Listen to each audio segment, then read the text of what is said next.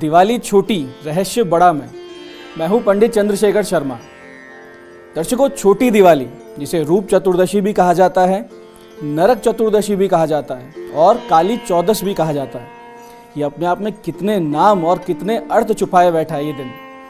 इसमें यम पूजन भी किया जाता है, श्री कृष्ण का पूजन भी किया जाता है, लक्ष्मी पूजन भी इस दिन किया जाता है और तंत्र के साधक इस रात्रि में काली माता का पूजन करते हैं और अपने अपने मंत्र सिद्ध करते हैं। एक मान्यता के अनुसार आज ही के दिन हनुमान जन्मोत्सव भी मनाया जाता है, क्योंकि भारतीय आध्यात्मिक इतिहास बोध से बिल्कुल सही है, क्योंकि हमारा पौराणिक इतिहास कल्प भेद को मानता है, तो कल्प भेद से एक अवतार के 2 जन्मोत्सव भी संभव है। छोटी दिवाली कहने के पीछे एक बहुत बड़ा कारण ये भी है कि धनतेरस और दीपावली के मध्य में होने से दीपोत्सव के बढ़ते हुए क्रम का त्योहार है ये। दूसरा बड़ा कारण ये है कि भगवान श्री राम द्वारा आज ही के दिन अयोध्या में संदेश भेजा गया था। भगवान श्री राम ने हनुमान जी से कहा था कि भरत जी व्याकुल होंगे, तुम जाकर सूचना दो कि मैं आ रहा हूँ, लेकिन अभी मैं अपने मित्र निषाद राज से मिलकर और ऋषि भारद्वाज का आशीर्वाद लेकर फिर अयोध्या लौटूंगा। इन दोनों को ही भगवान श्री राम ने वापसी में मिलने का वचन दिया था। इस प्रकार की सूचना मिलने से अयोध्या और समूचे जगत में ये दिवस छोटी दीपावली नाम से उत्सव माना जाने लगा।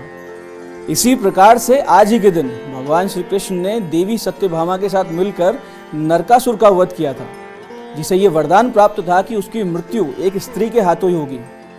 उसके वध के उपरांत भगवान श्री कृष्ण ने 16,000 कन्याओं को उसकी कैद से मुक्त करवाया और सामाजिक लांछन से बचाने के लिए उन्हें अपना नाम देकर उनको अपना नाम वर्ण करने को दिया, ताकि कोई उन निर्दोष निरपराध कन्याओं को समाज में परित्यक्त या विधवा जानकर हे दृष्टि से ना देखे, उनको उचित सम्मान मिले। इसी प्रकार से नरक चतुर्दशी के रूप में मान्यता और यम पूजन के पीछे भी एक पौराणिक कथा है, जिसके अनुसार किसी काल में एक धर्मात्मा राजा रतिदेव नाम के थे। किसी भी तरह का पाप अपने जीवन में उन्होंने कभी नहीं किया था, लेकिन फिर भी उनको मृत्यु के बाद में नरक लोक जाना पड़ा। इसको देखकर राजा ने यमराज जी से पूछा कि जब मैंने कोई भी पाप अपने जीवन काल में नहीं किया, फिर भी मुझे नरक में स्थान आप क्यों दे रहे हैं। इस पर यमराज जी ने उनको बताया कि एक निर्धन भूखा ब्राह्मण उसके द्वार पर बिना भोजन के निराश होकर लौटा था, जिसकी पीड़ा के चलते, उसकी परेशानी के चलते उसको ये नरकवास मिल रहा है। ऐसा सुनकर राजा ने यमराज से 1 वर्ष का समय अपनी त्रुटि सुधारने के लिए मांगा, क्योंकि जो गलती उससे हुई थी वो भूलवश हुई थी।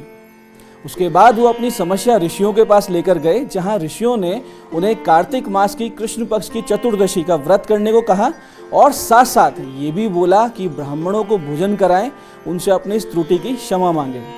इस प्रकार के व्रत और पश्चाताप से राजा रतिदेव को कालांतर में स्वर्ग प्राप्त हुआ और इस दिन से यमराज के नाम के दीपक जलाने का और इस पर्व को नरक चतुर्दशी के रूप में मनाने का प्रचलन शुरू हुआ। रूप चतुर्दशी का अर्थ यह है कि इस दिन स्नान व अभ्यंग ये सब करके फिर श्रृंगार करने से सौभाग्य और लक्ष्मी की प्राप्ति होती है।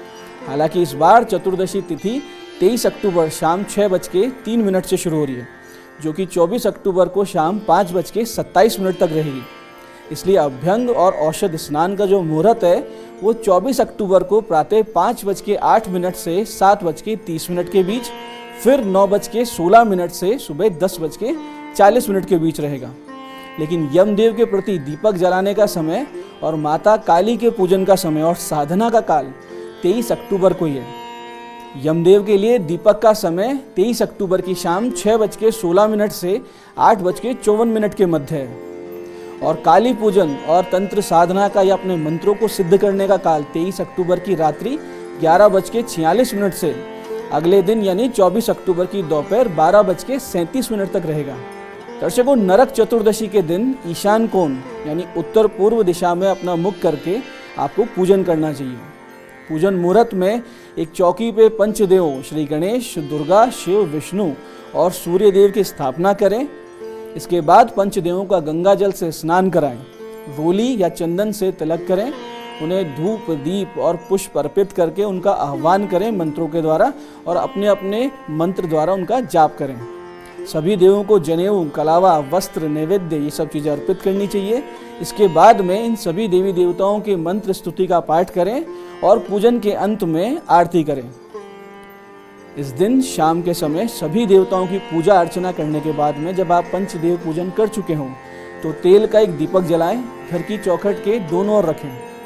मान्यता यह है कि ऐसा करने से लक्ष्मी जी हमेशा आपके घर में निवास करती है। मान्यता अनुसार नरक चतुर्दशी की रात एक बड़ा सा दीपक भी जलाना चाहिए और इसे पूरे घर में घुमाना चाहिए और फिर उसे घर से कहीं दूर बाहर ले जाके रख देना चाहिए। इससे ये होता है, सबसे पहले तो इसको यम का दीपक कहा जाता है। इस दीपक को पूरे घर में घुमाकर और बाहर ले जाने से आपके घर की सभी प्रकार की बुरी और नकारात्मक शक्तियाँ घर से बाहर चली आती है। सारी नेगेटिविटी इस दीपक के साथ बाहर जाती है। नरक चतुर्दशी के दिन कुल देवी, कुल देवता और पितरों के नाम से भी दीपक अवश्य करने चाहिए। ऐसी मान्यता है कि इन दीपकों की रोशनी से पितरों को अपने लोक का रास्ता मिलता है, यानी अपने लोक की तरफ वो अग्रसर होते हैं और इस प्रकार वो प्रसन्न होकर आपको आशीर्वाद भी देते हैं। संतान सुख की प्राप्ति के लिए नरक चतुर्दशी के दिन दीपदान निश्चित रूप से करना चाहिए, क्योंकि इस दिन के दीपदान से वंश वृद्धि निश्चित रूप से होती है। दर्शकों, ये दिन भगवती कालिका की पूजा, साधना और तंत्र से संबंधित बहुत ही विशेष दिन है। इस दिन माता की असीम कृपा अपने भक्तों पर निसंदेह बरसती रहती है। माता कालिका के पूजन से राहु, केतु, शनि जैसे ग्रहों की पीड़ा शांत होती है और मानसिक स्वास्थ्य सुधरता है। एक दृढ़ता आती है, आत्मविश्वास आता है और हमारे भीतर एक सकारात्मक ऊर्जा का प्रवाह उत्पन्न होता है। गृहस्थ जन, विशेषकर वो लोग जिनको शाक्त दीक्षा प्राप्त नहीं है, यानी जो शक्ति उपासना नहीं है, वैष्णव है या फिर जो स्मार्त परंपरा से, उनको सामान्य पूजन करना चाहिए भगवती कालिका का और उसी प्रकार से प्रसन्न करना चाहिए। इसके लिए आप नींबू का दीपक या अनार का भोग आदि उपाय कर सकते हैं। और जो दीक्षित जन है, जो शाक्त परंपरा से दीक्षा प्राप्त है, वो अपने अपने गुरुजनों से आज्ञा लेकर अपने अपने मंत्र से भगवती को प्रसन्न करेंगे। दर्शकों, रात्रि में भगवती कालिका की पूजा में बहुत सी सामग्रियां लगेंगी, बहुत सी वस्तुएं लगेंगी, जैसे कि धूप, नीले फूल, विशेषकर अपराजिता का पुष्प हो तो बहुत अच्छा रहता है, काली उड़द की दाल, गंगा जल, हल्दी, हवन सामग्री, कलश, कपूर, कुमकुम, नारियल, देसी घी, चावल, सुपारी, शंख, काजल, गुड़, लाल पीले रंग जो कि रंगोली के लिए होंगे और रुई, इन सब सामग्री की आपको रात्रि काल में आवश्यकता रहेगी भगवती के पूजन में। साथ साथ नींबू को काट कर, एक नींबू को आप काटें आधा, बीच में से उसका सारा जो सामान है उसको निकाल दें, रस निकाल दें, फिर उसको छाया में सुखाएं। ऐसा करने से वो एक दीपक की आकृति बन जाती है। उस दीपक में जब आप दीप प्रज्वलन करेंगे भगवती के लिए तो भगवती कालिका बहुत ही विशेष प्रसन्न होती है और आप उसके स्नेह के पात्र बनते हैं। इसके अलावा अनार और सजल नारियल, यानी पानी वाले नारियल को बलि कर्म के अंतर्गत भोग लगाना चाहिए, यानी कि नारियल को या अनार को सामने रखकर एक ही वार से उसके 2 टुकड़े हो जाएं, इस प्रकार से बलि कर्म करना चाहिए। इससे भगवती कालिका की विशेष कृपा प्राप्त होती है। इस दिन कालिका के विशेष पूजन उपाय से लंबे समय से चली आ रही बीमारी भी दूर होती है, नकारात्मक ऊर्जा के बुरे प्रभाव दूर होते हैं, वायवीय बाधाएं दूर होती है और अनजाने भय से सुरक्षा मिलती है। अगर आपको कोई डर बना रहता है, कोई परेशानी रहती है, घबराहट रहती है, तो इन सब चीज़ों से बचने के लिए और सुरक्षा प्राप्त करने के लिए आपको भगवती कालिका की शरण निश्चित रूप से जाना चाहिए। साथ साथ जो लोग कर्जे से परेशान हैं उनको कर्ज से मुक्ति मिलती है।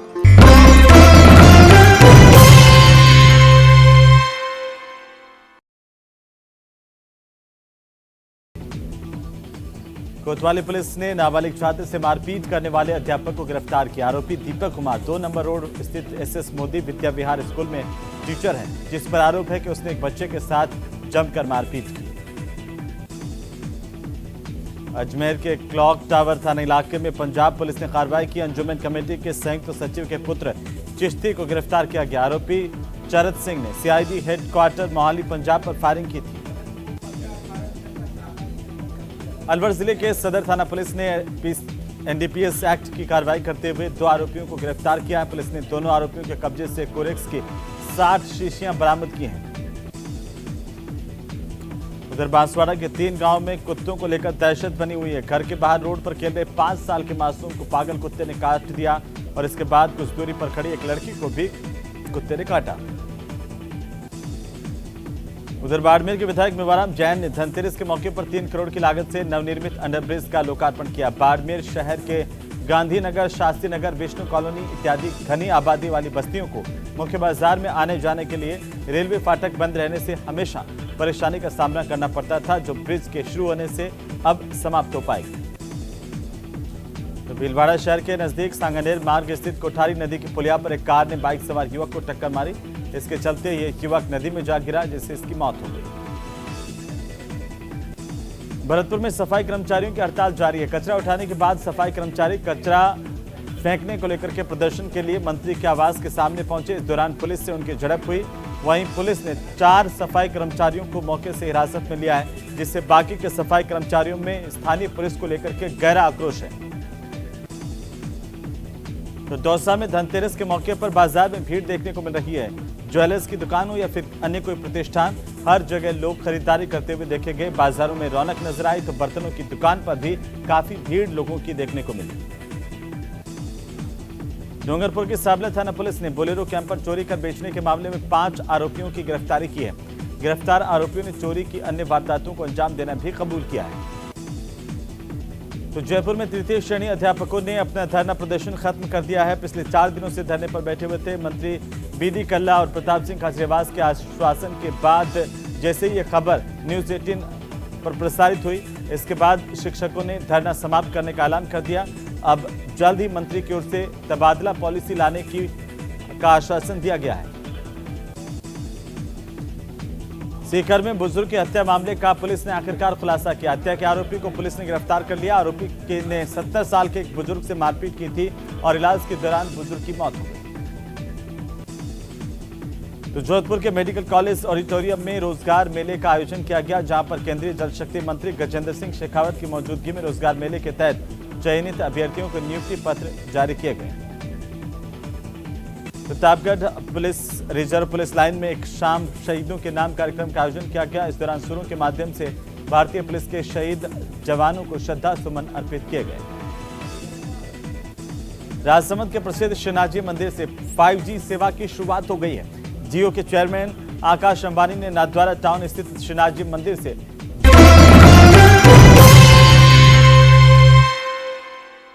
दाम्पत्य जीवन में कोई तनाव है, मिसअंडरस्टैंडिंग है, वो भी दूर हो जाती है। जैसे कि अगर आपके व्यवसाय में निरंतर गिरावट आ रही है, बहुत ज़्यादा तकलीफ आ रही है, काम नहीं बन रहे हैं, बहुत सारे एफर्ट कर रहे हैं लेकिन उतना रिजल्ट नहीं मिलता है, तो आपको करना क्या है कि आज रात में एक पीले कपड़े में काली हल्दी ले लें, 11 गोमती चक्र ले लें, चांदी का सिक्का ले लें और 11 धनदायक कोड़ियाँ, इन सब चीज़ों को लें और इनको बांधकर पीले कपड़े में 108 बार इस मंत्र का आप जाप करें। मंत्र बहुत विशेष है, ध्यान से समझिएगा। ओम दक्षिण कालिकाय दुर्गति नाशिनी तंत्र बाधा विमोचिनी सर्व बाधा निग्रहणी सर्व शत्रु संहारिणी कार्य सिद्ध कुरु कुरु स्वाहा। मंत्र को एक बार फिर से समझिए। ओम दक्षिण कालिकाय दुर्गति नाशिनी तंत्र बाधा विमोचिनी सर्व बाधा निग्रहणी सर्व शत्रु संहारिणी कार्य सिद्ध कुरु कुरु स्वाहा। 108 जाप करें और फिर इन सब वस्तुओं को, उस पोटली को बांधकर अपने धन रखने के स्थान पर आप उसे रख दें। आपके व्यवसाय में बहुत तेज गति से प्रगति आएगी, आर्थिक स्थिति सुधरेगी, जो कर्ज वगैरह हो चुका था वो उतरने लगेगा। ऐसे ही दर्शकों, अगर कोई व्यक्ति मिर्गी से पीड़ित है या पागलपन से पीड़ित है या अवसाद से, मानसिक रोगों से, एंग्जाइटी से पीड़ित है या रात को नींद नहीं आती है, तो आज आपको करना ये है कि एक काली हल्दी को कटोरी में रखें और लोबान की धूप उसको दिखाएं। इस प्रकार से उसको शुद्धिकरण करें। फिर भगवती कालिका के चित्र के समक्ष उसको रख दें कटोरी को, और क्रीम काली के स्वाहा, क्रीम काली के स्वाहा इस मंत्र की 31 माला जाप इस कटोरी के सामने आप करें। उसके बाद में उस टुकड़े में से, उनमें से एक टुकड़ा लें, उस टुकड़े में एक छेद करके काले धागे से उसको पिरो लें और गले में आप पहन लें या रोगी को पहना दें। और उसके बाद में नियमित रूप से जो उस कटोरी में बाकी काली हल्दी है उसको थोड़ा थोड़ा चूर्ण करके, उसका चूरा करके और रोगी को पानी से देते रहें। बहुत तेज गति से लाभ होता है। हर प्रकार के मानसिक जो अस्वस्थ चल रहा है व्यक्ति, कोई रोग है, एंग्जाइटी है, डिप्रेशन है, नींद नहीं आती हो या मिर्गी के दौरे हों या हल्का फुल्का कोई दिक्कत हो, वो दूर होने लगती है। ऐसे ही दर्शकों, आज रात को 11:51 पर काली मिर्च के 5 दाने आप ले लें, सिर पर से 7 बार उनको वार लें, यानी उनका उतारा कर लें, क्लॉकवाइज करें। फिर किसी सुनसान चौराहे पर जाएं और चारों दिशाओं में एक एक काली मिर्च को भगवती कालिका का नाम लेते हुए फेंक दें और 5वें बचे हुए काली मिर्च के दाने को आसमान की तरफ उछाल दें। बिना पीछे देखे, बिना किसी से बात किए, बिना किसी को रोक टोक के आप घर वापस आएं। इससे होगा ये कि आपके जीवन के बंद पड़े रास्ते खुलने लगेंगे, सफलता मिलने लगेगी, जो अड़चनें थी, जो रुकावटें थी, आपकी ज़िंदगी से दूर हो जाएगी, इसमें कोई संदेह नहीं। ऐसे ही घर में कोई लगातार अस्वस्थ चल रहा हो, निरंतर दवाइयाँ चल रही हो, समस्याएं बढ़ती जा रही हैं और बीमारी बहुत विकराल रूप ले चुकी हो और जो भी समस्या आपके जीवन में वो शांत नहीं हो रही हो, तो आज एक छोटा सा उपाय अवश्य करें। करना सिर्फ इतना है कि आटे के 2 पेड़े बनाएं, यानी आटे को पानी मिला के थोड़े सा और फिर 2 पेड़े बनाएं, उसमें गीली चने की दाल और साथ में गुड़ और पिसी हुई काली हल्दी को भी उसमें दबा दें और खुद पर से 7 बार उतारा कर कर गौ माता को खिला दें। ये काम दिन में कर लें। फिर शाम को 8:30 बजे 11 अनार लेकर माता कालिका के मंदिर में जाएं और उनको वो अर्पित करें, दंडवत प्रणाम करें। आज ही के दिन से आपके रोग, दोष, पीड़ा में आराम आने लगेगा। बहुत ही जल्दी आप समस्याओं से बाहर आने लगेंगे, इसमें कोई भी संदेह नहीं है। भगवती की असीम कृपा प्राप्त होगी। ऐसे दर्शकों, बहुत दिनों से अगर आपके काम रुके हुए या लगातार किसी बड़े काम को करने की आप कोशिश कर रहे हैं, आपके प्रयास चल रहे हैं, लेकिन वो सफलता आपको हाथ नहीं लग रही है जिसके लिए आप कोशिश कर रहे हैं, तो ऐसी स्थिति में रात को 12 बजे से आज आप माता कालिका का पंचोपचार से पूजन करें, एक पानी वाला यानी सजल नारियल अर्पित करें और अपने कार्य सिद्धि की उनसे प्रार्थना करके 11 माला इस मंत्र का जाप करें। मंत्र बहुत विशेष है, बहुत गोपनीय सटीक मंत्र है, ध्यान से समझिएगा। ओम हर त्रिपुर हर भवानी बाला राजा प्रजा मोहिनी सर्व शत्रु विध्वंसिनी मम चिंतितम फलम देही देही भुवनेश्वरी स्वाहा। मंत्र को एक बार फिर से समझिए। ओम हर त्रिपुर हर भवानी बाला राजा प्रजा मोहिनी सर्व शत्रु विध्वंसिनी मम चिंतितम फलम देही देही भुवनेश्वरी स्वाहा। ये जाप करें और जाप के अंत में अगर संभव हो, आप कर सकते हैं तो आम की लकड़ियां हवन कुंड में प्रज्वलित करें और बिल्व फल के चूर्ण, यानी बील का जो फल आता है उसका चूर्ण बाजार में मिलता है, उसमें गूगल मिलाकर 108 आहुति इस मंत्र से दे दें। बहुत तेज गति से आपका काम होगा, बहुत तेज गति से आप अपने जीवन में आगे बढ़ेंगे, बहुत जल्दी बहुत ही शीघ्रता से आपके काम बनेंगे। और अगर इस मंत्र को आप नियमित जप करते रहेंगे तो आप देखेंगे जीवन में कोई रुकावट आपको सफलता प्राप्त करने से नहीं रोक पाएगी। तो दर्शकों, ये था आज के बहुत ही विशेष, सरल, सटीक उपाय जो इस तंत्र सिद्धि के विशेष दिन में आपकी सारी समस्याओं की काट कर सकते हैं और आपको सफलता की ओर अग्रसर कर सकते हैं। अब बात करते हैं राशियों के अनुसार आज के विशेष उपायों की और पूजन पद्धति की। सबसे पहले हम बात करते हैं मेष और वृश्चिक राशि के जातकों की, जिनके अधिपति मंगल हुआ करते हैं। आप आज शाम को 6:15 के बाद में और रात्रि से पहले यानी रात को 12 बजे से पहले और 6:15 के बाद में हनुमान जी के निमित्त सुंदरकांड का पाठ अवश्य करें। साथ साथ माता कालिका को अनार और लाल पुष्प अर्पित करें। तो जो आने वाला वर्ष है आगामी, ये बहुत ही सुरक्षित और समृद्ध आपके लिए रहेगा और बहुत तेज गति से आप अपने जीवन में बढ़ेंगे। ऐसे ही वृष और तुला राशि के जातक, जिनके अधिपति शुक्र हुआ करते हैं, वो आज माता कालिका के चरणों में या कालिका यंत्र पे, अगर आपके पास तस्वीर नहीं है तो आप यंत्र लें, शहद मिले कुमकुम से अभिषेक करना है। वो बड़े ध्यान से समझिएगा कैसे करते हैं। यानी माता के मंत्र को आप जाप करें। माता का मंत्र बड़ा सरल सा है, क्रीम कालिके स्वाहा, क्रीम कालिके स्वाहा, इस प्रकार से जाप करें और प्रत्येक जाप के साथ एक बिंदी शहद मिले हुए कुमकुम की यंत्र पे या जो चित्र तस्वीर है उनके चरणों में लगाएं। इस प्रकार से आपको 108 जाप करने हैं और 108 बिंदी इसकी लगानी है। बहुत ही अमोघ फल प्राप्त होगा, बहुत तेज गति से जीवन में आगे बढ़ेंगे, बहुत आराम से समस्याओं को अपने जीवन से दूर कर देंगे। ऐसे ही दर्शकों, अब बात करते हैं मिथुन और कन्या राशि के जातकों की। इनके अधिपति बुध हुआ करते हैं। आपको करना क्या है कि भगवान श्री कृष्ण की पंचोपचार से पूजा करें और फिर गोपाल सहस्त्र नाम का पाठ आज आप करें और फिर रात को नींबू में दीपक बनाकर, जैसा हमने बताया कि नींबू को छाया में सुखा लें काट के और उसको दीपक बनाकर माता कालिका के निमित्त प्रज्वलित करें। ये मंदिर में करके आएँ, पूरे वर्ष भर आपको लाभ होंगे, सुरक्षित रहेंगे आप और भगवती की असीम कृपा प्राप्त होगी। ऐसे ही कर्क राशि के जातक जिनके अधिपति चंद्रमा है, वो लोग आज भगवान श्री कृष्ण को माखन मिश्री का भोग लगाएं और माता कालिका के निमित्त रात्रि काल में सजल नारियल का भोग यानी कि पानी वाले नारियल का भोग लगाकर धूप आदि करें और देवी की आरती करें। ऐसा अगर आप करते हैं तो आने वाला समय बहुत योगकारक रहने वाला है, सुरक्षित रहने वाला है, तेज गति से सफलता मिलेगी। ऐसे ही सिंह राशि के जातक जिनके अधिपति भगवान सूर्य होते हैं, वो आज भगवती कालिका को 27 नींबुओं की एक माला अर्पित करेंगे, यानी 27 नींबू लेकर उनकी माला बनाएं और वो भगवती को पहनाएं।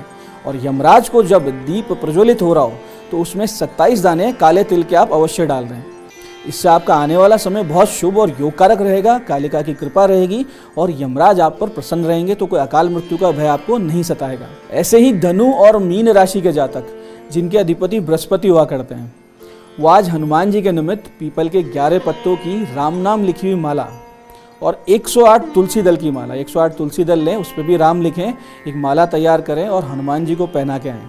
दोनों माला हनुमान जी को पहनाएं, उसके बाद में 108 प्रदक्षिणा भगवान हनुमान जी की सीताराम सीताराम की सतत जाप के साथ आप करें। ऐसा आप करते हैं तो बहुत ही विशेष कृपा का अनुभव आपको होगा और जो आने वाला समय है, आने वाला वर्ष है, बहुत योगकारक रहेगा आपके लिए, इसमें कोई भी संदेह नहीं है। ऐसे ही मकर और कुंभ राशि इनके अधिपति हैं शनि। उनको क्या करना है कि रात्रि में माता कालिका के निमित्त लोबान की धूप करें, कस्तूरी का इत्र भगवती को अर्पित करें और फिर माता के मंत्र क्रीम क्रीम क्रीम फट स्वाहा, क्रीम क्रीम क्रीम फट स्वाहा, इस मंत्र की 27 माला का जाप एक पानी वाला जटा युक्त नारियल देवी को अर्पित करते हुए करें और फिर सभी बाधाओं से आप मुक्त हो जाएंगे, इसमें कोई दो राय नहीं है। सफल जीवन की ओर अग्रसर होंगे, इसमें कोई भी संदेह नहीं है, बहुत तेज गति से आप आगे बढ़ेंगे। तो दर्शकों, ये था आज के इस महापर्व का वर्णन, महत्व और विशेषता, कथा, पूजन विधि और सरल सटीक गोपनीय अचूक उपाय जिनको करके आप अपनी समस्याओं को बहुत आसानी से दूर कर पाएंगे और सफलता की ओर अग्रसर होंगे। मैं पंडित चंद्रशेखर शर्मा ये आशा करता हूँ कि ये साधनामय त्यौहार आप पूरे भक्ति भाव से, हर्षोल्लास से मनाएंगे, सविधि पूरे पूजन को संपन्न कर भगवान श्री कृष्ण, यमराज जी, हनुमान जी और भगवती कालिका की कृपा के पात्र बनेंगे। आज की इस विशेष प्रस्तुति में इतना ही। इस कार्यक्रम में बने रहने के लिए बहुत बहुत साधुवाद। भगवती आप सबका कल्याण करें। जय आदिशक्ति।